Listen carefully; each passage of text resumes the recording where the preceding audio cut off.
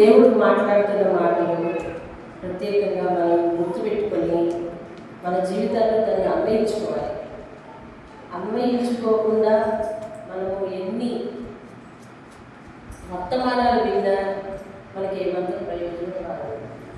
ఈ 51వ కీర్తన దావీదు జీవితంలో ఒక ప్రత్యేకమైన కీర్తన. ఒక ప్రత్యేకమైన కీర్తన. దేవుడికి నచ్చిన విధంలో ప్రార్థన చేశాడు. దావీదు ప్రార్థనలన్నీ దేవుడికి నచ్చినవే, కానీ దేవుడికి ఒక లక్షణం కావాలి. ఏంటి ఆ లక్షణం అంటే పశ్చాత్తాపం అనే లక్షణం కావాలి దేవుడికి.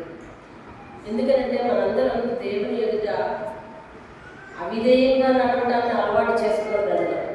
అందుకే దేవుడికి దూరం, మానసికంగా దగ్గర అవుతున్నాం.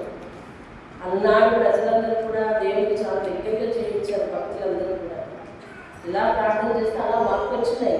వచ్చిందా? వచ్చాయి. ఇలా ప్రార్థన చేస్తే అలా దర్శనం వచ్చింది, ఇలా ప్రార్థన చేస్తే అలా మార్పు వచ్చింది. కానీ నేటి తరానికి అది కొంచెం దూరం. ఎందుకంటే మనం అవిధేయతలో దిట్టలం అయిపోయాం. దేవుడికి కావలసిన మనసు ఏంటంటే పశ్చాత్తాపడే మనసు. ఏం మనసు అండి? పశ్చాత్తాపడే మనసు. ఎందుకు పశ్చాత్తాపం అంటే మనకు తెలిసి మనకు ఇంగ్లీష్ బాగొచ్చు. ఆ ఇంగ్లీష్ మాటలో వాడేస్తాను. సారీ చెప్పడం ఇష్టం. సారీ ఎప్పుడు చెప్తాము? తప్పు చేసినప్పుడు చెప్తాం. తప్పు చేసినప్పుడు అసలు తప్పే చేసామని మనం అనుకోకపోతే సారీ ఎందుకు చెప్తాం కదా. కానీ దేవుని దృష్టిలో అస్తమాట మనం సారీ చెప్పాలన్నది ఆయన ఉద్దేశం కాదు. ఒక్కసారి సారీ చెప్తే చాలు. చెప్పి ఏం చేయాలంటే ఏ విషయమై సారీ చెప్పాము అంటే ఏ విషయం, ఇప్పుడు అసలు మనలోకి వస్తాను నేను. ఏ విషయమై పశ్చాత్తాపడ్డావో, ఏ విషయమై సారీ చెప్పావో ఆ విషయమై నువ్వు మళ్ళీ దాని వైపు తిరగకూడదు. ఇప్పుడు ఆయన అస్తమంటే సారీ చెప్పమంటున్నాడా, లేకపోతే ఒకసారి సారీ చెప్పాలి. చెప్పి ఏం చేయాలంట? విడిచిపెట్టాలి. అతిక్రమములను ఒప్పుకొని విడిచిపెట్టాలి. దాచిపెట్టేవాడు వర్ధిల్లులని దేవుడు చెప్పేశాడు. అతిక్రమాలను దాచిపెట్టు. అతిక్రమము అంటే ఇది ఏ రకమైన పాపం? దొంగతనం కిందకు వస్తుందా, లేకపోతే వ్యభిచారం కిందకు వస్తుందా? అసలు ఏంటి అతిక్రమము అనేది ఇన్ఆర్డర్, క్రమము లేకపోవడం. ఏ పద్ధతి అయితే, ఏ పని అయితే ఎలా చేయాలో, ఏ విధంగా చేయాలో అలా చేయకపోవడమే చెప్పండి అతిక్రమం. అతిక్రమాన్ని దేవుడు మరొక పదం పెడుతున్నాడు. ఏంటది? పాపం. ఒక చిన్న ఉదాహరణ చెప్తాను. మీరందరూ పురుషులు, కుటుంబాన్ని బాధ్యతగా చూసుకోవాల్సిన పని మీకు ఉందా లేదా? నాకు సంబంధం లేదు, నీ సంపాదనను ఎలా తెచ్చుకో, కాబట్టి పిల్లలకు నాకు సంబంధం లేదని మీరు అన్నారనుకోండి, పెద్ద పాపి అన్నమాట. అంటే ఏం లేదు, ఆర్డర్ సరిగ్గా లేదు. చూసినా ఆయన ఆర్డరే తప్పిపోతున్నాడు, మీరు ఆర్డరే తప్పిపోతున్నారు. అది కాదు. స్త్రీలు, మీ డ్యూటీ ఏంటి? మీరు ఇప్పుడు డ్యూటీలు కూడా వెళ్తున్నారు.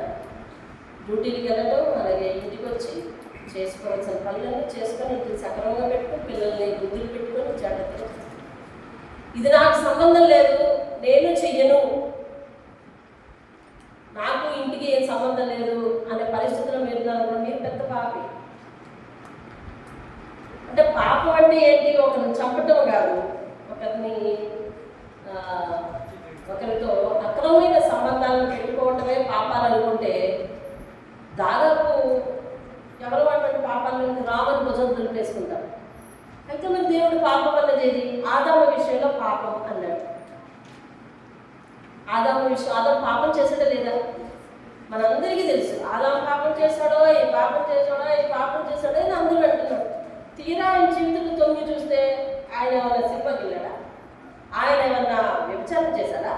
ఆయన ఏమైనా విగ్రహారాధన చేశాడా? ఆయన ఎవరినైనా హత్య చేశాడా? ఏమీ లేనప్పుడు ఆయన ఎట్లా పాపం చేశాడు అంటే చూడండి, దేవుని దృష్టిలో ఆజ్ఞ అతిక్రమమే పాపం అయితే అప్పుడు మనందరం ఏ జాబితాలో వచ్చేస్తాం?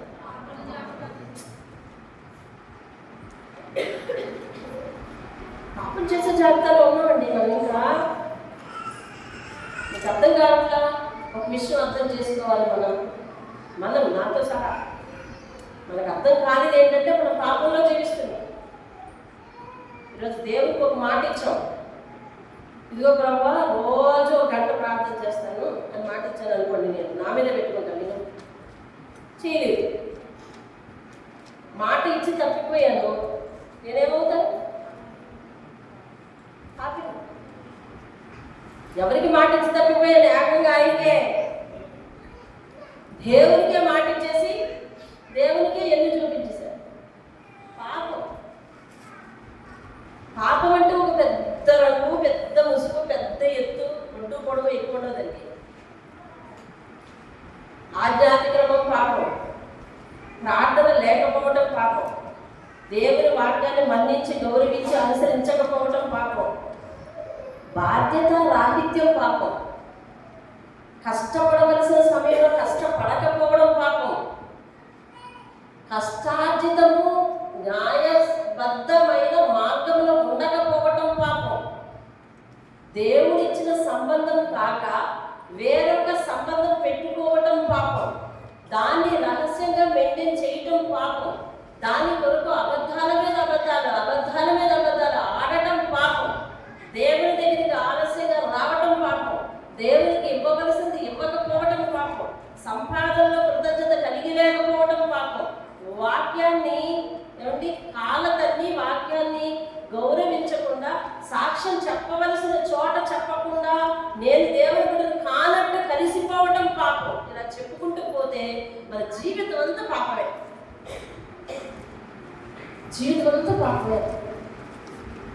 అయ్యో, అయితే క్షమాపణ ఎప్పుడు కోరుతాం మనం? ఈరోజే కోరుతామండి అంతా మేము కోరాం. What about next day? రేపటి నుంచి ఏం చేయాలి అంటే ఇంకా పాపంతో మనకి కటీఫ్ అవ్వాలి. పాపంతో ఏమవ్వాలండి? కటీఫ్ అవ్వాలి.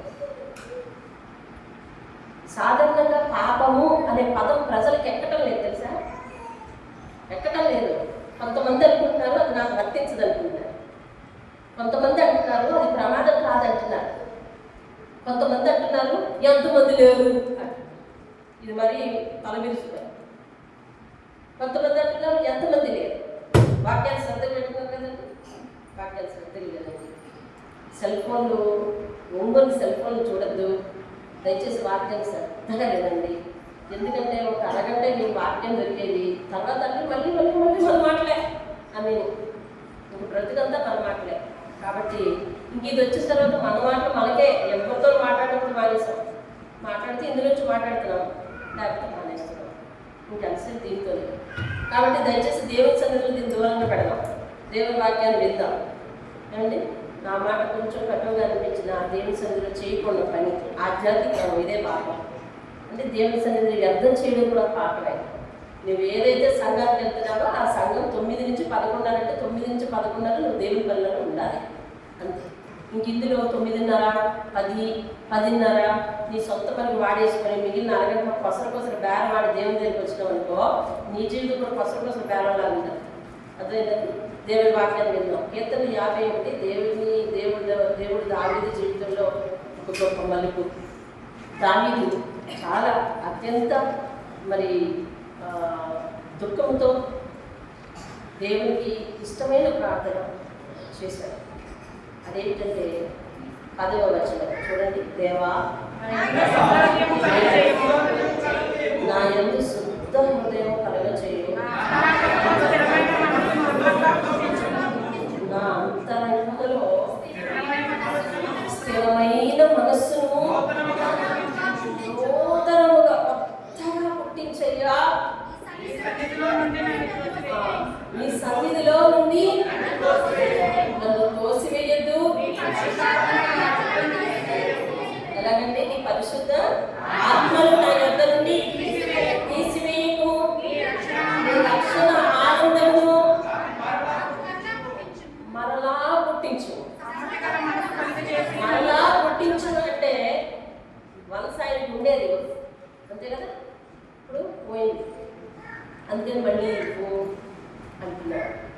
మళ్ళీ ఇవ్వు అంటున్నాడు. అంటే ఏదో చేశాడు అనమాట. ఏం చేశాడు? ఆ కీర్తన ప్రారంభంలోనే ఉంది. దావీదు బత్షెబా యొద్దకు వెళ్ళిన తర్వాత నాతానుడు ప్రవక్త అతని యొద్దకు వచ్చినప్పుడు అతను గద్దించిన తర్వాత అతడు రచించిన కీర్తన ఇది. ఎప్పుడైతే అతడు రహస్యంగా చేసిన పాపం దేవుని దృష్టిలో పడిపోయిందో, దేవుడు వెంటనే తన ప్రవక్తను పంపించి దావీదుని సరిచేశాడు. ఒక మాట మీకు చూపిస్తాను చూడండి. సామెతల గ్రంథం 13వ అధ్యాయం 1వ వచనం చదవాలి మీరు. తండ్రి శిక్షించిన కుమారుడు జ్ఞానము గలవాడు, అపహాసకుడు గద్దింపులకు లోబడు. చాలు చాలు. తండ్రి శిక్షించిన కుమారుడు జ్ఞానము గలవాడవుతాడు. అంటే మనల్ని ఎవరొకరు ఏదో ఒకటి చెప్పాలి. మనకి ఎవరొకరు మనకి చెప్పేవాళ్ళు ఉండాలి. చెప్పేవాడు లేకపోతే మనిషి చెడిపోతాడు. వినే అలవాటు తప్పిపోతే మనిషి చెడిపోతాడు. చూసారా?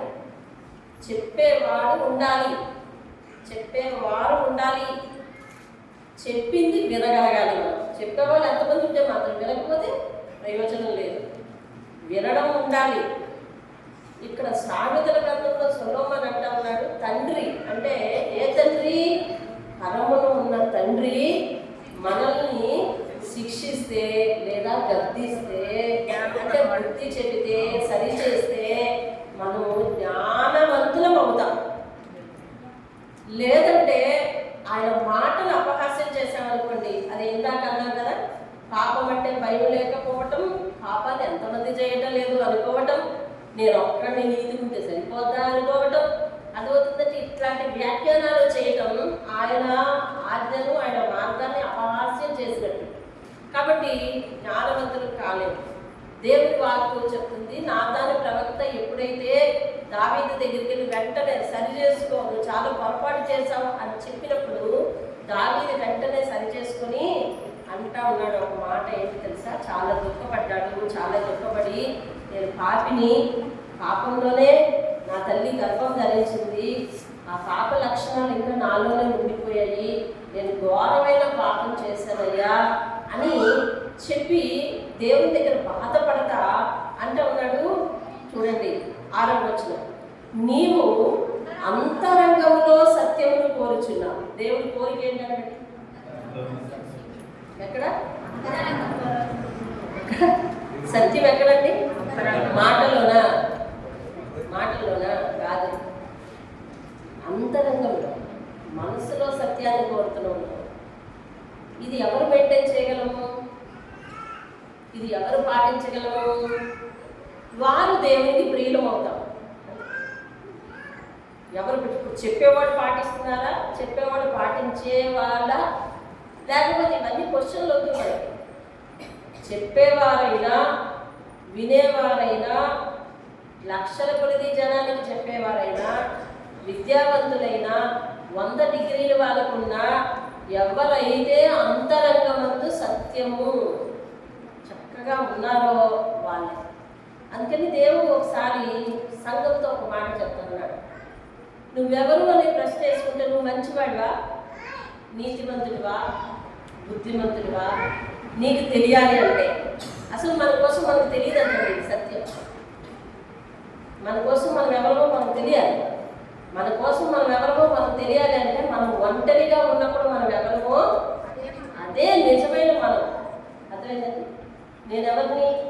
నేను ఒంటరిగా ఉన్నప్పుడు, అసలు నా దగ్గర ఎవరు లేనప్పుడు, నన్ను ఎవరు గమనించినప్పుడు నేను ఎలా బిహేవ్ చేస్తానో అది నేను. ఎందుకంటే ఆ రహస్యమందు కూడా నన్ను ఆయన కన్నులు చూస్తుంటారు. ఇది ఇలాంటి దేవుని భయం కలిగి ఉండాలి. దావీదు ఎందుకు అతనికి దేవుని భయమే ఉంది, కానీ ఎందుకు ఆ నిమిషంలో భయం అతన్ని విడిచిపెట్టిందో, లేకపోతే తాత్కాలిక సుఖాన్ని ఆయన కోరుకొని ఏం చేశాడంటే వెంటనే అతడు పాపంలో వెంటనే పడిపోయాడు. మరొక విషయం చెప్పనా, అతడు పాపంలో పడడానికి గల కారణం, ప్రధాన కారణం ఉంటుంది ఆమె చూసినందుకు కాదు పాపంలో పడిపోవడం. అసలు ఆయన ఆ సమయంలో యుద్ధానికి వెళ్ళాలి. ఎక్కడికి వెళ్ళాలి? యుద్ధానికి వెళ్ళాలి. యుద్ధానికి వెళ్ళాలి అంటే యుద్ధం బాధ్యతాయుతంగా సైనికులు చేస్తారో రాజు చేయాలా? రాజు చేయాలి. రాజుతో సహకారులు సైనికులు, అంతే కదా. రాజు యుద్ధానికి వెళ్ళాలి. మీరు వాక్య లేఖనాలు కావాల్సిన చదువుకోండి. రాజు యుద్ధానికి వెళ్ళాలి. యుద్ధానికి వెళ్ళవలసిన సమయంలో నేను పొందుతాడు. అదే పని చెయ్యాల్సిన వయసులో పని చేయాలి. పని చేసే సమయంలో పని చేయాలి. పని చేసే సమయంలో పడుకోవడం, పడుకునే సమయంలో పని చేయడం. ఇన్ఆర్డర్ వచ్చేసింది చూసారా? ఇన్ఆర్డర్ వస్తే ఎంతో కొంత అప్పగింతలు అయిపోతాయి జీవితం. స్టెప్స్ అటు నుంచి ఇటు నుంచి అడ్డు పడిపోతుంటాయి. అదే కష్టపడే వయసు ఏది?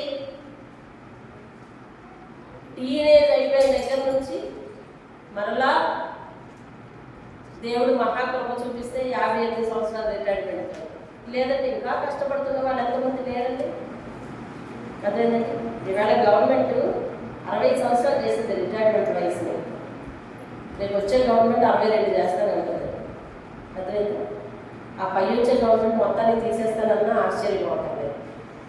ఏదేమైనా 62 సంవత్సరాలు చేస్తే ఎన్ని పేద కుటుంబాలు ఎగిరి గంతేసే తెలుసండి. 62 సంవత్సరాలు చేసినందుకు అంటే వాళ్ళ కుటుంబాల్లో ఇంకా స్థిరపడని పిల్లలు ఉన్నారు, అవసరతలు ఉన్నాయి. అన్నిటికీ ఆధారం అతడే అయిపోయాడు లేదా ఆమె అయిపోయింది. కాబట్టి వాళ్ళు బ్రతుకు తెరువు ఒక 2 సంవత్సరాలు వచ్చిందని ఎంతోమంది ఉత్సాహంతో గంతులేశారు.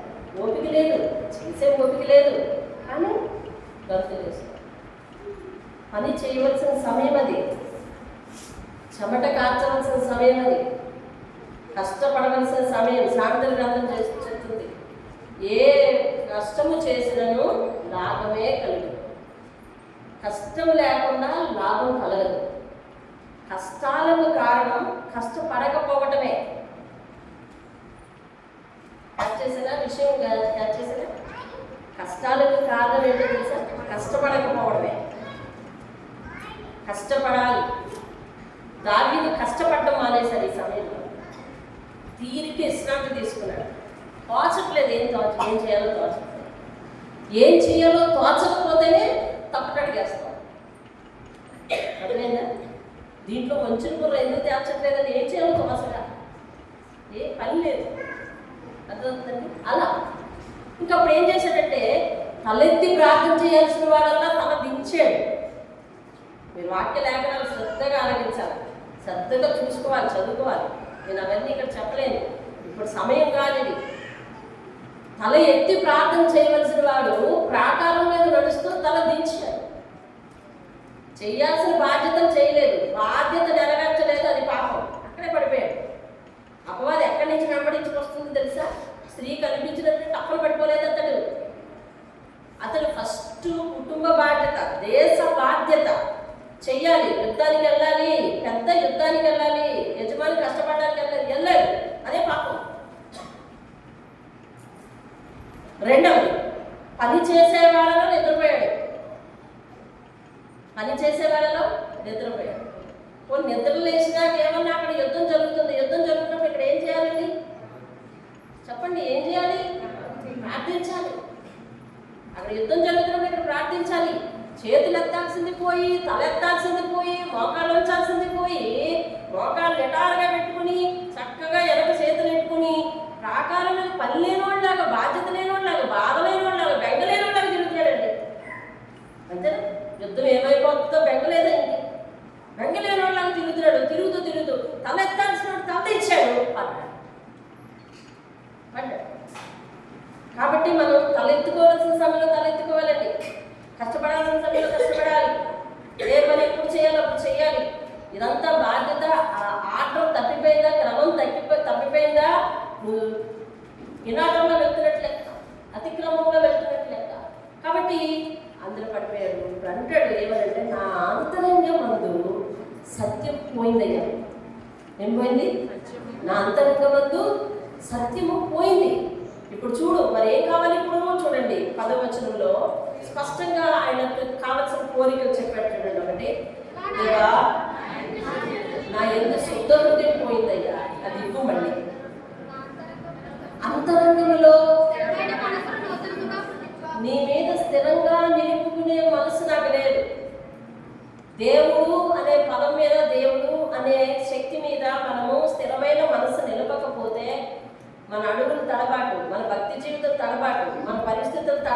మనం ఈరోజు ఖచ్చితంగా ఉంటాం, పర్ఫెక్ట్ అంటాం, రేపు ఏం ఉండదు. అర్థమవుతుందా? మన పర్ఫెక్ట్నెస్ అంతా ఒక రోజు కాస్తుంది, 2 రోజులు కాస్తుంది, 3 రోజులు చూసి అంటే మనం ఎలా లేమో తెలిసి స్థిరంగా లేదు, స్టాండర్డ్ లేదు. అసలు మన భక్తి జీవితం స్టాండర్డ్ లేదు. ఇప్పుడు ఇలా ఒప్పుకుంటున్నాడు ఏమనంటే, నా అంతరంగంలో శుద్ధమైన మనసు పోయింది, శుద్ధమైన మనసు కలిగించి, నా అంతరంగంలో స్థిరమైన మనసు పోయింది, స్థిరమైన మనసు కొత్తగా పుట్టించేయాలి. పాతది స్థిరంగా లేదు, నూతనంగా పుట్టించు. నీ సన్నిధిలో నుండి నన్ను తోసివేయకు. దావీదు గమనించిన మాట ఏంటంటే, ఎప్పుడైతే శుద్ధ హృదయం లేదో, స్థిరమైన మనసు లేదో, నా మీద నన్ను ఆయన సన్నిధి నుంచి తోసేస్తాడేమో, నా మీద నుంచి ఆయన ఆత్మను తీసేస్తాడేమో అని ఆయనకు భయం పట్టుకుంది. అందుకని అంటాడు, నీ సన్నిధిలో నుండి నన్ను నీ పరిశుద్ధ ఆత్మను నా యొద్ద నుండి తీసివేయి. ఈ పదం ఎందుకు ప్రార్థించాలో తెలుసా? దావీదు నీ దేవుడు రాజుగా చేసిన తర్వాత, అతని కాలానికి ముందు రాజులు ఇశ్రాయేలీయులకు తెలిసిన వాళ్ళు చెప్పండి. ఈయన రాజు అవ్వక ముందు ఇశ్రాయేలీయులకు రాజు ఒకడు ఉన్నాడు. ఎవరతను? సౌలు ఉంటుండగానే, ఆరోగ్యంగా ఉంటుండగానే, అన్ని విధాలా బాగుంటుండగానే దావీదును రాజు చేశాడు దేవుడు. ఎందుకు? సౌలు యొక్క లక్షణాలు బాగాలేవు, సౌలు యొక్క భక్తి జీవితం బాగాలేదు. సౌలుకి చాలాసార్లు హెచ్చరించాడు, ప్రవక్తల చేత చెప్పించాడు, వినలేదు. కాబట్టి ఏం చేశాడు తెలుసా? నేను నా చిత్తానుసారమైన మనస్సు గల ఒకరిని కనుగొన్నానని చెప్పి దావీదుని అభిషేకించేశాడు. అవునా? వెంటనే ఏం జరిగిందంటే తెలుసా? సౌలు మీద నుంచి పరిశుద్ధాత్మ పోయింది, దావీదు మీదకి పరిశుద్ధాత్మ వచ్చింది అని రాశాడు. అంటే అతిక్రమము చేసిన వారి మీద నుంచి ఏం పోతుందన్నమాట?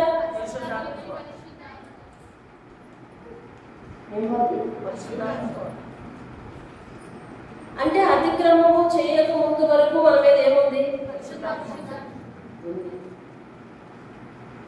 పరిశుద్ధాత్మ ఉంది. ఇప్పుడు ఎందుకు దేవుడు వేసే ప్రశ్న నాకు మీకు అందరికీ, మన మీద పరిశుద్ధాత్మ ఉందా?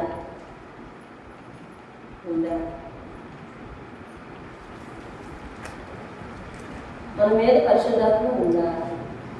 ఉందో లేదో మనం ఎట్లా తెలుసుకోవాలి? Self check.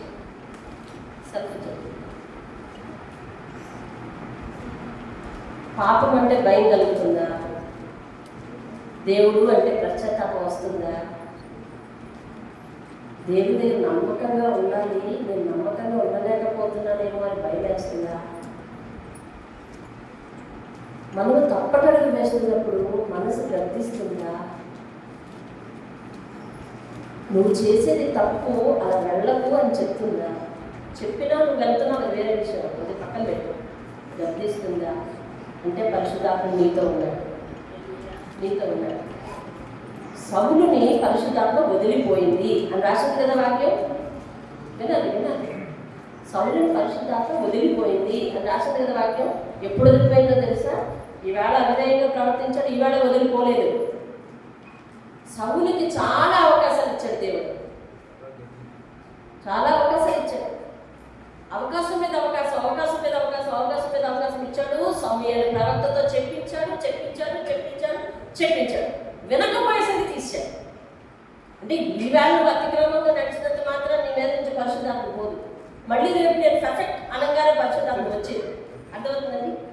ఈవేళ పోయి రేపు వచ్చేసి, ఇవాళ నువ్వు తప్పటి చేసావు అనుకోండి, నీ దగ్గర నుంచి పరిశుద్ధాత్మ దూరంగా వెళ్ళిపోవడం, తర్వాత మళ్ళీ నువ్వు తప్పటి ఉంటానంటే వచ్చేయడం, మళ్ళీ నువ్వు తప్పిపోతే మళ్ళీ వెళ్ళిపోవడం, ఇలా చేయడం. పరిశుద్ధాత్మ మన దగ్గర ఉంటుంది, మనల్ని చక్కని మార్గంలో నడిపించాలని అనుకుంటుంది, మనల్ని హెచ్చరిస్తుంది, మనల్ని గద్దిస్తుంది, కాదు త్రోవ ఇదే త్రోవలో నడవాలని నీకు డైరెక్ట్ చేస్తుంది. ఇన్ని డైరెక్షన్ నడుమ కూడా నువ్వు పరిశుద్ధాత్మ నిన్ను ప్రేరేపించే పరిశుద్ధాత్మని, గద్దించే పరిశుద్ధాత్మని తొక్కి పెట్టావనుకోండి, ఇంకా అది నీ దగ్గర ఉండదు.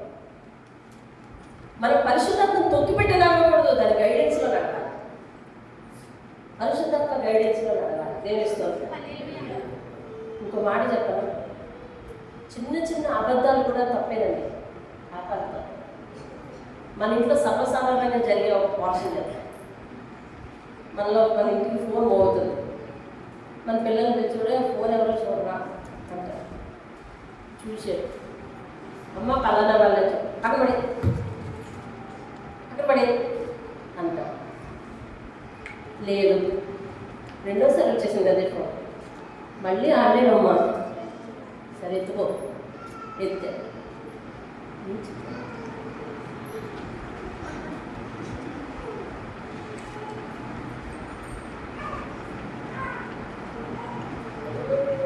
మా అమ్మని చెప్పండి, ఎక్కడికి వెళ్ళింది అని అడుగుతున్నాడు. ఆడికి ఏదో అర్థం కాక అటేటో పోయిందని చెప్పాడు. అదే ఫోన్ పెట్టాడు. ఏమమ్మా ఎందుకు అలా చెప్పావు అంటే, సరేమ్మా ఏదో ఆ కష్టాలు ఏవో చెప్తుంటుంది, ఇంకా ఎన్ని వినలేము, అవన్నీ వద్దు, ఎందుకు నాకు మాట్లాడని ఇష్టం లేదు, అందుకే నేను చేత అలా చెప్పించాను. మాట్లాడని ఇష్టం లేకపోతే ఏం చేయాలి? ఇలా చేయాలి. రేపొద్దున పెద్ద అయ్యాక బయటకు హాస్టల్కి వెళ్ళాక వాడికి పెళ్ళి వాళ్ళ ఇంట్లో ఉన్నాక నువ్వు ఫోన్ చేస్తావు. ఫోన్ చేసినప్పుడే ఏం చేయాలి? మాట్లాడాలి మనసులో ఏం చేయాలమ్మా, పక్కన పెట్టిరా ఫోన్ అని చెప్పాలి. అది ఎవరు చెప్పారు? నేనే. ఏం చెప్పాను? ఖచ్చితంగా మనం ఏదైతే డైరెక్షన్ ఇస్తున్నామో సేమ్ డైరెక్షన్, సేమ్ రిఫ్లెక్షన్ మన మీద వచ్చేస్తుందండి. మీరు చదువుకున్న వాళ్ళు బాగా తెలుస్తుంది. అదేనండి, చదువుకున్న వాళ్ళు బాగా తెలుస్తుంది. Every reaction take place same reaction but opposite direction కదా. ఎవరు చెప్పారు ఇది? టోటల్ ఆపోజిట్, సేమ్ డైరెక్షనే, సేమ్ రిఫ్లెక్షనే కానీ బట్ ఆపోజిట్ డైరెక్షన్. అంటే ఈసారి డైరెక్షన్ మన నుంచి వెళ్తుంది, నెక్స్ట్ టైం డైరెక్షన్ అటెండ్ వస్తుంది. అదేంటండి, ఇది సృష్టి రహస్యం. ఒక శాస్త్రజ్ఞుడు కనిపెట్టాడు, కానీ శాస్త్రజ్ఞుడు కనిపెట్టాడు కాబట్టి శాస్త్రం సొంతం కాదు, సృష్టిలో ఉన్నదని కనిపెట్టాడు ఆయన. అర్థమవుతుందండి. కాబట్టి ప్రతిదీ కూడా ఇప్పుడు దావీదు సైన్యానికి ఏం చెప్పాడు?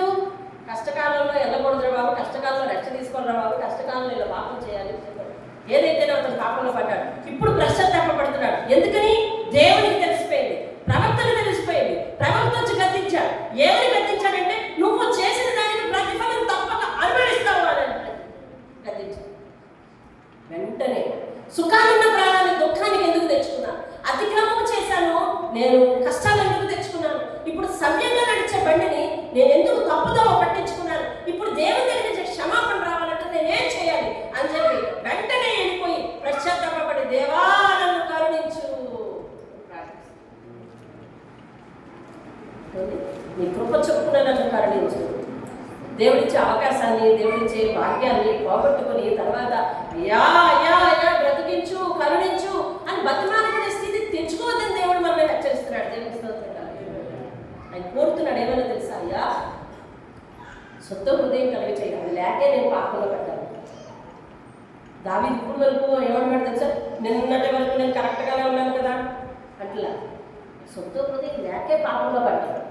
ఇప్పుడు మనం దేవుడి మాటను కరెక్ట్గా పాటించలేకపోతున్నామంటే శుద్ధ హృదయం ఉందా లేదా? లేదు, లేదు. లేకపోబట్టే పదార్థానికి పురుగులు పెట్టాయి. ఎందుకు? పదార్థం పాడేది కాబట్టి. పాడేది ముందు, అది పాడేది, అందుకే పురుగు చేయలేదు. పురుగు చేరిన తర్వాత ఇంకా పూర్తిగా స్మాష్ అయిపోతుంది. అదే పురుగు వచ్చే అవకాశం ఎలా ఉంది? నీ దేశంలో రాగు వచ్చే అవకాశం ఎలా ఉంటుంది? నువ్వు వీక్ అయినప్పుడే కదా, అవునా? మనం వీక్ అయినప్పుడే. అలా అతడి మనసు వీక్గా ఉంది, అతడి మనసు క్రమంగా లేదు, శుద్ధ హృదయం కాదు. దావీదు ఎంతవరకు చేసిన భక్తిని ఒక్క మాటతో తుడిచిపెట్టేస్తున్నాడు. ఇప్పటి వరకు నిన్ను యథార్థంగా అనుసరించానంటున్నాను, ఇప్పటి వరకు నేను కరెక్ట్గా ఉన్నానంటున్నాను, ఇప్పటి వరకు నీ దగ్గర నీతిగా ఉన్నానంటున్నాను, నీ దగ్గర ఇప్పటి వరకు నీ దగ్గర భక్తిగా ఉన్నానంటున్నాను. ఉత్తిది నాయనా, నా యందు శుద్ధ హృదయం లేదు. శుద్ధ హృదయం కలగ చేయు, స్థిరమైన మనసు కలగ చేయు. ఇంకా నేను అటు ఇటు తొలగిపోకుండా స్థిరమైన మనసు నా అంతరంగంలో నూతనంగా కొత్తగా పుట్టించాయి. పాతది కరెక్ట్ కాదు, పాతది కరెక్ట్ కాదు. అందుకే నేను కరెక్ట్గా ఉండలేకపోయాను. చెప్తున్నాడు చూసాను. నేను కరెక్ట్గా ఎందుకు ఉండలేకపోయాను పాపం ఒప్పుకుంటున్నాడు దావీదు. నేను కరెక్ట్గా ఉండలేకపోవడానికి కారణం ఏంటంటే నా మనసు మంచిది కాదు. అంతరంగంలో స్థిరమైన మనసు నూతనంగా పుట్టించయ్యా, కొత్తగా పుట్టించు. ఈసారి జాగ్రత్తగా వాడుకుంటాను అండి. ఇంకా ఏమంటాడు తెలుసా, నీ సన్నిధిలో నుండి నన్ను తోసేయ్యా. ఎందుకంటే సౌలు తోసివేయబడ్డ దావీదు చూశాడు, సౌలు తోసివేయబడ్డ దావీదు చూశాడు, పాపానికి ఫలితం కలగడం దావీదు చూశాడు, దావీదు సౌలు మీద నుంచి దేవుని ఆత్మ పోవటం దావీదు చూశాడు. కాబట్టి ఇప్పుడు నేను పాపం చేశాను కాబట్టి నా మీద నుంచి దేవుని ఆత్మ పోతేమో, నన్ను దేవుడు తన సన్నిధి నుంచి తోచేస్తాడేమో అన్న భయం దావీదుకు పట్టుకుని దావీదు అంటున్నాడు, నన్ను క్షమించు, నాకు సొంత హృదయం కలుగ చేయి, అంతరంగంలో స్థిరమైన మనసు పుట్టించు, నీ సన్నిధి నుంచి నన్ను తోసేయకు, నీ పరిశుద్ధాత్మ నా దగ్గర నుంచి తీసేయకు అని చెప్పి అసలు విషయం మాట్లాడుతున్నట్టు చూడండి. రక్షణ ఆనందం దేవుని స్తోత్రం. అది ఎలా వస్తుందో తెలుసా, కరువున్నా బాధలున్నా నువ్వు అతి పేదవైనా నువ్వు దేవుని దగ్గర సంతోషంగా ఉన్నప్పుడు, దేవుని దగ్గర ఖచ్చితంగా ఉన్నప్పుడు నీ జీవితంలో సంతోషం ఇస్తారు. ఉన్న స్థితిని బట్టి మనకు సంతోషం కలగదు. అలా అయితే ఎంతోమంది ఐశ్వర్యవంతులు బాగా సంతోషంగా ఉండాలి కదా, లేదు. ఏదో ఒక అందాన్ని బట్టి విద్యను బట్టి సంతోషం కలగాలి. అలా అయితే ఎంతోమంది చదువుకునే వాళ్ళు సంతోషంగా ఉండాలి కదా రండి. ఆంధ్ర యూనివర్సిటీ గేట్ దగ్గర ఒక వ్యక్తిని చూస్తాను నేను, నా చదువు కూడా తెలుసు. అంత ఆచారం బాగుంది, అంత పొడవు ఉంటాడు, ఇచ్చాడు, ఎప్పుడు కోటేసుకుంటాడు, తలకి వరకు పెంచేసుకుంటాడు, పెద్ద పెద్ద బుక్స్ పట్టుకుంటాడు, బుక్స్ పట్టుకొని తిరుగుతాడు కదా, అందరితో ఇంగ్లీష్లో పడతాడు. అతను చాలా గోల్డ్ మెడల్ ఇచ్చాడు, ఇందులో చాలా మెరిట్స్ ఉన్నాయి, కానీ జాబ్ రాలేదు, అంతే తెచ్చుకోలేదు. విద్య సంతోషాన్ని తెస్తుంది అనుకుంటే విద్యావంతులు ఎంతోమంది సంతోషంగా ఉండొచ్చు కదా, అందరూ సంతోషాన్ని తెస్తుంది అనుకుంటే అందరికీ ఉన్న వాళ్ళందరూ సంతోషంగా ఉండొచ్చు కదా. అలా కాదు, దేవుని దగ్గరికి ఎవరైతే ఖచ్చితంగా ఉంటామంటున్నారో వాళ్ళకి ఏం లేకపోయినా వాళ్ళు సంతోషంగా ఉంటారు. దాన్నే రక్షణానందం అంటే తెలుస్తుంది. రక్షణానందం అందరికీ కలగదు, రక్షణలో కొనసాగే వాళ్ళకే కలుగుతుంది, రక్షణలో కొనసాగే వాళ్ళకే కలుగుతుంది. అర్థమైందండి. ఇప్పుడు దావీదు ఏం పోగొట్టుకున్నాడో తెలుసా, చెప్పండి, ఏం పోగొట్టుకున్నాడు, ఎందుకు పోగొట్టుకున్నాడో తెలుసా, తన ఆత్మ స్థిరంగా లేదు. నేను నిన్నే వెంబడిస్తాను అనే స్థిరత లేదు. ఇప్పుడు వెంబడించాడు పక్కకు తిరిగి వేరే ఒకరిని, అందుకని రక్షణానందం పోయింది. యెహోవాను విడిచి వేరొకరిని అనుసరించి వానికి శ్రమలు విస్తరించును అని వాక్యం చెప్తుంది. నువ్వు వాక్యం చదవకపోతే నీకు ఎట్లా తెలుస్తుంది? యెహోవాను విడిచి వేరొకరిని అనుసరించి వానికి శ్రమలు విస్తరిస్తాయి. దాని అర్థం ఏమైంది? ఆ పదంలో నీకు ఏమర్థం అవుతుంది? దేవుడు కక్ష తీర్చుకునేవాడు, దేవుడు శ్రమలు పెట్టాడనా? కాదు. పరిశుద్ధాత్మ ఎప్పుడైతే నిన్ను వదిలిపెట్టి వెళ్ళిపోయిందో నెక్స్ట్ ప్లేస్ దురాత్మ వచ్చి ఆక్యుపై చేస్తుంది, అది వాడుకుంటుంది. నేను నెప్పం ఎవరి మీదకి తెలుసా? దేవుని మీద. చెప్పండి, నెప్పం ఎవరి మీదకి? ఒక మాట వినండి. దేవుడు మోషేకి ఏ రూపంలో కనిపించాడంటే అగ్ని రూపంలో కనిపించాడు. ఆది కాండంలో, నిర్గమకాండంలో దేవుడు అలా ఉన్నాడు, అగ్నిలాగా ఉన్నాడు. ప్రకటన గ్రంథంలో యోహానికి ఎలా కనిపించాడు? అగ్ని నేత్రాలతోనే కనిపించాడు. అవునా? అవునా? అంటే ఆయన రూపమే మారిపోలేదు, రూపమే మారిపోలేదు. ఆది నుంచి ఇప్పటి వరకు కూడా ఆయన ఒకేలా ఉన్నాడు. అంతేనా? ఒకేలా ఉన్నాడు. వినండి, దావీదు పాపం చేసిన వెంటనే దేవుని ఒకరికి దావీదు మీదకి వచ్చి దావీదు ఉన్న చోటనే చచ్చిపోయాడు అనుకోండి, చనిపోయాడు అనుకోండి. వీళ్ళు ఇదే సిచ్యువేషన్ మనకు కూడా అవలంబించుకోవాలి కదా. మనం ఏదైనా పాపం చేసిన వాళ్ళు వదిలేసి మనం ఏదైనా పాపం చేసినట్టునే దేవుని ఒకరితో మన మీదకి వచ్చి మనం అక్కడికక్కడే అంతమైపోయాం అనుకోండి. ఇప్పుడు దావీదు కాలంలో మనం అందరం ఉన్నాం అనుకోండి. ఇప్పుడు దావీదు గురించి మీరేం మాట్లాడుకుంటారు చెప్పండి అన్నమాట. మాట చెప్పండి, ఎవరైనా ధైర్యంగా దావీదు గురించి ఏం మాట్లాడుకుంటారు? దావీదు పాపం చేసేది ఎవరికి తెలుసు? ఎవరికి తెలియదు కదా. రహస్యంగా పాపం చేశాడు, పాపం చేసినట్టే చచ్చిపోయాడండి. ఏమనుకుంటారు ప్రజలందరూ? దావీదంతటి భక్తిపరుడు, దావీదంతటి నీతిమంతుడు దేవుడు ఎందుకు తీసుకెళ్ళిపోయాడు? దేవుడు అన్యాయం చేస్తాడు అంటారు లేదా? పాపం తీర్చుకోవడం దేవుని యొక్క లక్ష్యం కాదు. పాపిని గుణపరచడం దేవుని యొక్క లక్ష్యం. మన లక్ష్యం ఏంటో తెలుసా? కోపాన్ని ఎగ్జిబిట్ చేయడమే మన లక్ష్యం. నీ మనసు దేవుడికి ఉంటే చాలా ప్రమాదం. మన మనసు దేవుడికి ఉండదు. దేవుడి మనసు మనకుంటే మంచిది. పాపం చేసేవాళ్ళని పళ్ళు పట్టుబడి నొప్పించుకుని దేవుడు ఒకరికి రప్పించాడు అనుకోండి, దేవుడు అన్యాయం చేస్తాడు, దేవుడు అన్యాయం చేస్తాడు, దేవుడు అన్యాయం చేస్తాడు, దేవుడు అన్యాయం చేస్తాడు అంటే అర్థమవుతారు. అలా కాదు. ఏ పాపి అయితే పాపం చేసిందో అతడే మరలా అదే పాపాన్ని అసహించుకుని అందులో నుంచి లేచి పరిశుద్ధుడిగా జీవిస్తూ దేవుని దగ్గర నుంచి ఏ స్థానం అయితే కోల్పోయాడో ఆ స్థానాన్ని మరలా తిరిగి తెచ్చుకుని ప్రియమైన స్థుతినిగా మళ్ళీ దేవుడిని అంటి పెట్టుకోవడం కావాలి. దేవుని స్తోత్రం. అంటే దేవుడు ప్రేమతో గెలిచే దేవుడు. ఎలా గెలిచే దేవుడు అండి? నీకు వచ్చా ప్రేమతో గెలవడం? పంతంతో గెలుస్తాం కానీ అతను ప్రేమతో గెలుస్తున్నాడు. దేవుని స్తోత్రం. నీకు లేదా నాకు దేవునికి చాలా తేడా ఉందండి. అది మానవ నైజం, మానవ తత్వం, పాపపు తత్వం. ఇది అట్లయిందండి. అది దైవతత్వం. దేవుని స్తోత్రం. భక్తుడైనా సమ్మతి గల లక్షణానందమును నాకు మరలా పుట్టించు. సమ్మతి గల మనస్సు, సమ్మతి గల మనస్సు కలుగ చేసి దేవుని స్తోత్రం కలుగుగా. అంటే పరిశుద్ధాత్ముడు ఈవేళ మనతో మాట్లాడుతున్న ఒక అద్భుతమైన విషయాలను మనం గ్రహించలేదు. సమ్మతి గల మనస్సు. దేనికి ఒప్పుకోవడం? సమ్మతి అంటే ఓకే చేయడం, ఓకే చేయడం, ఒప్పుకోవడం. దేనికి ఒప్పుకోవడం? దేవుడిచ్చే ప్రతి ఆజ్ఞకు, దేవుడి ప్రతి మాటకు ఒప్పుకోవాలండి. దేవుడిచ్చే ప్రతి మాటకు, దేవుడిచ్చే ప్రతి ఆజ్ఞకు ఒప్పుకోవాలి. ఒప్పుకోవాలి. మనకు నచ్చినవే చేస్తాం, నచ్చనివి చేయం.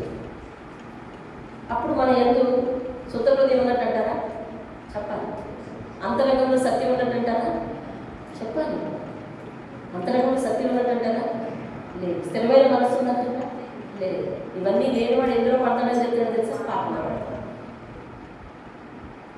అల్టిమేట్గా దేవుని ద్వారా, దావీదు ద్వారా దేవుడు తేల్చింది ఏంటో తెలుసా?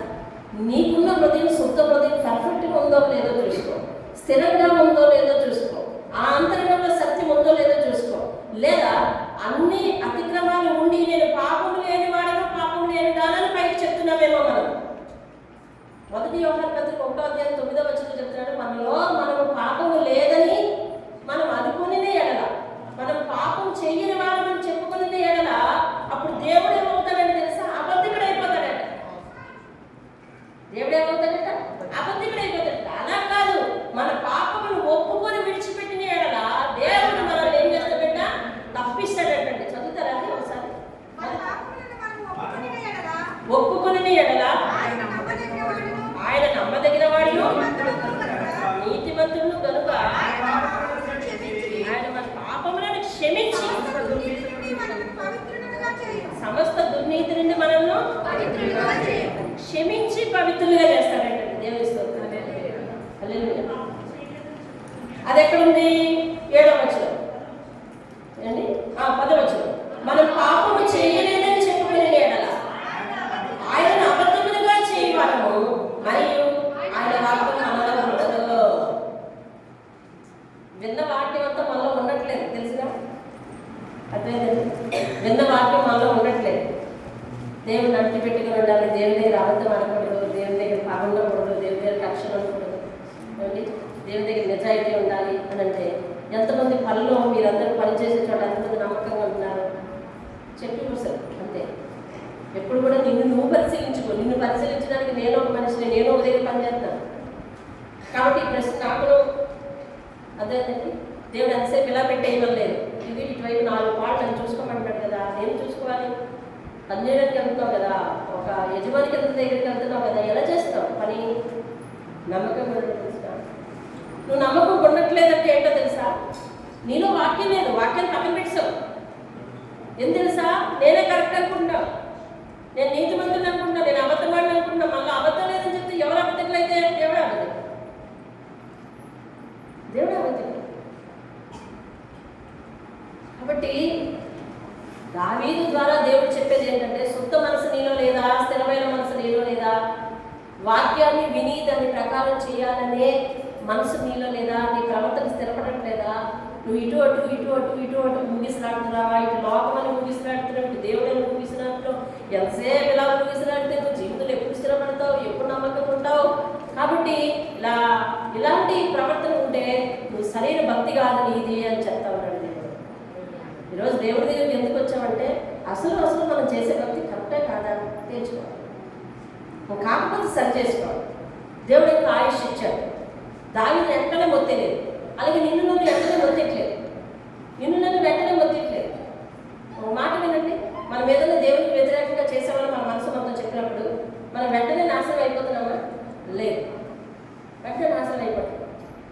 తెలుసా, మనం కూర్చుని వాళ్ళ కోసం చెడుగా చెప్పుకున్న అది కూడా పాపమైన దేవుడు వాక్యంతో ఒకరి మీద లేనివి కల్పించమని చెప్పిన మనం ఎవరితో చూస్తే వాళ్ళతో ఏకీభవిస్తే అది పాపమే అని చెప్తుంది. ఇవన్నీ ఎక్కడ ఉన్నాయండి? అదే అధ్యాయం పైన ఉన్నాయి, అదే అధ్యాయం పైన ఉన్నాయి. 50 అధ్యాయం చివరిలో నువ్వు ఎవరిని చూస్తే వాళ్ళతో కలిసిపోతావు, ఎవరిని చూస్తే వాళ్ళతో ఏకీభవించేస్తావు. కాబట్టి నువ్వు చేసే ప్రతి పనిని చూసి నేను గద్దించడం లేదనుకుంటున్నావు. కాబట్టి మరి నేను కూడా నీలాంటి వాడే అనుకుంటావు అంటాడు దేవుడు. నేను కూడా ఇట్టి పనులు చేసినాను, నేను మౌనుడే ఉండటం వలన నేను కేవలం నీ వంటి వాడిని అనుకుంటున్నావు. ఇప్పుడు దావీదుని దేవుడు ఏం చేయలేదు. అప్పుడు దావీదు ఏమనుకోవాలి? దేవుడు కూడా నన్ను యాక్సెప్ట్ చేశాడు, నన్ను ఒప్పుకున్నాడు, కాబట్టి దేవుడు కూడా నాలాంటి వాడని అనుకోవాలా? అందుకోసం దేవుడు వెంటనే తన ప్రవక్తను పంపించాడు. దేవుడు మన కాలంలో ఏం చేస్తాడు? వెంటనే మనస్సాక్షితో గద్దింపజేస్తాడు, వెంటనే మనస్సాక్షితో గద్దింపజేస్తాడు. జాగ్రత్తగా వినండి, అమూల్యమైన సమయాన్ని వ్యర్థం చేసుకుని వెళ్ళద్దు. దేవుడి వాక్యం ఏం చెప్తుందో తెలుసా? నువ్వు ఒక చిన్న తప్పటడుగు వేసినా, నువ్వు చిన్న భక్తిహీనతలో ఉన్నా, వాక్యం వినాలి, చిన్న భక్తిహీనతలో ఉన్నా దేవుడు వెంటనే నీ దగ్గర కబురు పంపిస్తాడు. ఎలా? దావీదుకి ఎలా పంపించాడు? తన ప్రవక్త ద్వారా పంపించాడు. ఇప్పుడు రెడీమేడ్ సిచ్యువేషన్ ఎలా పంపిస్తాడు తెలుసా? నీ మనసు చేత నిన్ను గద్దింపజేస్తాడు, పరిశుద్ధాత్మ చేత నిన్ను గద్దింపజేస్తాడు, లేదా సంఘానికి వచ్చినప్పుడు వాక్యం చేత గద్దింపజేస్తాడు, లేదా నువ్వు వాక్యం చదివే అలవాటు ఉంటే నీ వాక్యంలోంచి నువ్వు చదివే అలవాటులోంచి నిన్ను గద్దించి జాగ్రత్త ముందు నాయన, నువ్వు త్రోవ తప్పుతున్నావు, నువ్వు భక్తిహీనతలకు వెళ్తున్నావు, నీ అడుగులు జారిపోతున్నాయి, స్థిరంగా లేవు, విశ్వాస జీవితంలో నమ్మకంగా లేవు అని సూచిస్తాడండి దేవుడు. తన ప్రవక్తను పంపినట్టుగా మీ పాస్టర్ గారు రాలేదని చెప్పి దేవుడు ఒప్పుకున్నాడు, యాక్సెప్ట్ చేసామని కాదు. వెంటనే ఆత్మసాక్షి ఇప్పుడు మనందరి మీద పనిచేస్తుంది ఏంటో తెలుసా? పరిశుద్ధాత్మ శక్తి. దేవుని స్తోత్రం కలిగినాడు. ఎప్పుడైతే నువ్వు కాదు అన్న చోటకి వెళ్తున్నావో వెంటనే పరిశుద్ధాత్ముడు నేను నీకు వద్దని చెప్పాను కదా అని గద్దిస్తున్నాడు చూడు. అదే పరిశుద్ధాత్మ నీ దగ్గర ఉన్నదని అర్థం చేసుకో. దేవుడు నేను విడిచిపెట్టలేదు. ఇప్పుడు కూడా చెప్పండి, మనం ఒట్టివాళ్ళం కాదా? ఒట్టివాళ్ళం కాదు. దేవుడు పరిశుద్ధాత్మ శక్తి మనతో కూడా ఉంది. మనల్ని గద్దించే శక్తి, మనల్ని సరిచేసే శక్తి, మనల్ని ఒక దారిలో పెట్టే శక్తి మనతో కూడా ఉంది. మనం అందరూ కూడా మామూలు మనుషులు కాదు, మనం అందరూ కూడా ఒట్టి వాళ్ళని కాదు. దేవుని స్తోత్రం. మనమే మన అతిక్రమములు చేసుకుని మనమే క్రమం తప్పిపోయి పరిశుద్ధాత్మ చెప్పే బాధ వెనక పరిశుద్ధాత్మ తొక్కి పెడుతున్నాం. అలా చేయకూడదు. దేవుని స్తోత్రం. అలా చేయకూడదండి. దావీదు అంటా ఉన్నాడు, బాధపడుతున్నాడు, అయ్యా పొరపాటు అయిపోయింది,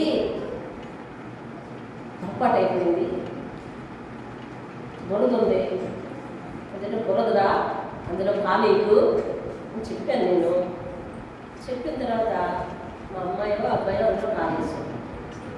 ఇప్పుడు ఎలా కడుక్కోని కాలు నాకేసి చూపిస్తే నేనేం చేయను?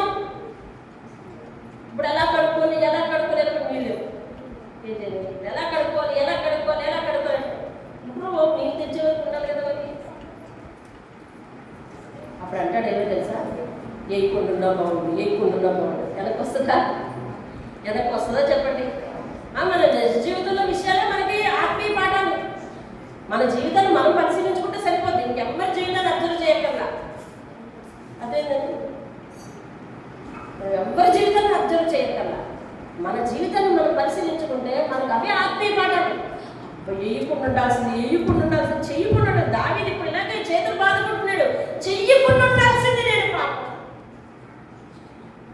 పాపాన్ని వెనక్కి తిప్పుకుంటే బాగుంటుంది. దేవుని ఎదుట నేను నిన్నటి వరకు పరిశుద్ధతను కాపాడుతున్నాను, ఇప్పుడు పరిశుద్ధత తప్పిపోయాను, దేవునికి విరుద్ధమైన పని చేశాను. అయ్యా ఇందుకు నేనేం చేయాలి? అందుకని దావీదు అంటున్నాడు, ఏమంటున్నాడు తెలుసా? దావీదు ఏమంటున్నాడు తెలుసా? నువ్వు బలి కోరితే నేను ఏదో ఇచ్చేది. నువ్వు బలి కోరేవాడు కాదు. దేవుడు బలి కోరడు, దేవుడు కానుకలు కోరడు. దేవుడు బలి కోరేటట్టయితే పాపం చేస్తే నువ్వు మళ్ళీ బలి కోరాలి. కోరడు. మనం ఇచ్చే బలులు వద్దు, మనం బలి అవ్వద్దు, మనం ఇచ్చే బలులు అవ్వద్దు. ఆయనకి అంతటి మనసు అంటే మన కోసం ఆయన బలి అయ్యాడు. నీ బలి ఆయనకి ఎందుకు? మన కోసం ఆయన బలి అయ్యాడు. ఎవరి కోసం బలి అయ్యాడు తెలుసా? పాపి కోసం. పరిశుద్ధాత్ముడు బలి అయ్యాడు. ఈ విషయం నీకు అర్థమవుతుందా? ఈ విషయం నీకు అర్థమైతే నీలో నిండగా పరిశుద్ధత, నీలో నిండగా సమాధానం ఉంటుందండి. నీలో నిండుగా క్షమించే లక్షణం, నీలో నిండుగా పరిశుద్ధాత్మ శక్తి నీ మీద ఉంటుంది. పాపినైన నా కోసం పరిశుద్ధుడైన ఆయన బలి అయిపోయాడు. ఆయన బలులు కోరేవాడు కాదు, బలి చేసేవాడు కాదు, బలి అయ్యేవాడు. ఆయన బలి అయ్యాడు. అందుకని దావీదు కింద వచనంలో అంటున్నాడు చూడండి, 16వ వచనం, నీవు బలిని కోరువాడవు కాదు. దావీదా నాయనా, నువ్వు చేసిన పాపానికి 100 గొర్రెలు అంటే దావీదు ఏం తప్పు చేయకుండా వెళ్తాడండి. మనం 1,00,000 గొర్రెలు అన్నాడు అనుకోండి, అతని దగ్గర లేకపోయినా ఇరుగు పొరుగు దేశాల నుంచి అడిగితే చదువు. ఎందుకంటే పాపాన్ని తీసేస్తానన్నాడు కదా దేవుడు. అట్లయింది. పరిశుద్ధాత్ముడు ఈ వాక్యాన్ని ఎంత చక్కగా మనకు చెప్తున్నాడు. కీలకమైన విషయం ఏంటో తెలుసా? నువ్వు చేసిన పాపం నువ్వు కన్నీరు కార్చి విడిచిపెడితే కానీ పోదయ్యా చెప్తున్నాడు. అదేంటి? ఈరోజు మన కఠినత్వం, ఈరోజు మన క్షమ లేని గుణం, ఈరోజు మన పాపం, ఈరోజు మన అతిక్రమం, ఈరోజు మన అబద్ధం, ఈరోజు మన నిజాయితీ లేనితనం, ఈరోజు మన అక్రమ సంబంధం, ఈరోజు మనకున్న దురలవాటు ఏదైనా కానీ కన్నీరు కార్చి విడిచిపెడితేనే కానీ పోదు. డబ్బుల వల్ల పోయేది కాదు, బలుల వల్ల పోయేది కాదు, ఏదేదో పరిచయం చేసే వలన పోయేది కాదు. దేని వలన పోయేది అంటే మన మనసు విరుచుకొని ఆయన దగ్గర కన్నీరు కార్చి ఇంకెన్నడూ నేను అటు పోనయ్యా, పాపపు జోలికి నేను వెళ్ళను అంటే పోయేదండి పాపం. దేవుడిస్తుంది అదేనండి. బలి కోరితే ఇచ్చేద్దును అన్నాడు. బలి కోరువాడు కాదు, కోరితే ఇచ్చేద్దును. ఏమంటాడు చూడండి, నువ్వు బలిని కోరువాడవు కావు, కోరిన ఎడలా నాకు ఉంది ఇస్తాను. బలిని కోరిన ఎడల నేను అర్పించుకునయ్యా, దహన బలి నీకు ఇష్టమైనది కాదు, విరిగిన మనస్సు నీకు ఇష్టమైన బలి. విరిగిన మనస్సు దేవునికి కావలసిన అర్పణండి. దేవుని విషయంలో తప్పులు మానుకోలేకపోతున్నాం, ఆలస్యాన్ని మానుకోలేకపోతున్నాం, అతిక్రమాలు విడిచిపెట్టలేకపోతున్నాం. ఏమండి? దేవుని మాటను అన్ని వేళలా పాటించలేకపోతున్నాం. నేనుగానే ఉన్నాను, నేను మారలేదు అంటే అర్థం ఏంటో తెలుసా? శుద్ధ హృదయం తెచ్చుకోమని దేవుడు చెప్తున్నాను. ఒక మాట పరిశుద్ధాత్మ చెప్తున్నాడు, చెప్పి నేను ముగిస్తాను. మన ఇంట్లో పిల్లలు తప్పు చేస్తుంటారు, చిన్న పొరపాటు చేస్తుంటారు. దాన్ని వేలెత్తి ఫస్ట్ ఎవరు చూపిస్తారు చెప్పాలి కదా? వేలెత్తి ఎవరు చూపిస్తారు? ఫస్ట్ తల్లి తండ్రి. అవును కదండి? నువ్వు తప్పు చేస్తున్నావు అని వేలెత్తి ఫస్ట్ ఎవరు చూపిస్తారు? పక్కింటి వాళ్ళు యు ఆర్ గుడ్ బాయ్ అంటారు. అవును కదా? మీ అబ్బాయి లాంటి అబ్బాయి అండి, మీ అమ్మాయి లాంటి అమ్మాయి అండి. అదే దరిద్రం ఒక్కొక్కసారి ఇలాంటి మాటలు కూడా అవుతుంటాయి. ఏంటంటే మీ అబ్బాయి లాంటి అబ్బాయి బాగుంటేనా, మనోడికి గ్యాస్ ఎక్కువైపోతుంది, మన పిల్లలకి గ్యాస్ ఎక్కువైపోతుంది. వాళ్ళ ప్రేమ నిజమైన ప్రేమ, వాళ్ళు నన్ను మెచ్చుకుంటున్నారు, వీళ్ళని మెచ్చుకోరు. సొంత తల్లిదండ్రులు మీరైతే చూపిస్తారు. అప్పుడు నిజమైన తల్లి అయితే చెప్తుంది, ఆయన ఎవ్వరు వేలెత్తి చూపించుకుంటే ముందు నేనే వేలెత్తి చూపించుకుంటాను, నిన్ను ఎవ్వరు గద్దించుకుంటే నేను ముందే నిన్ను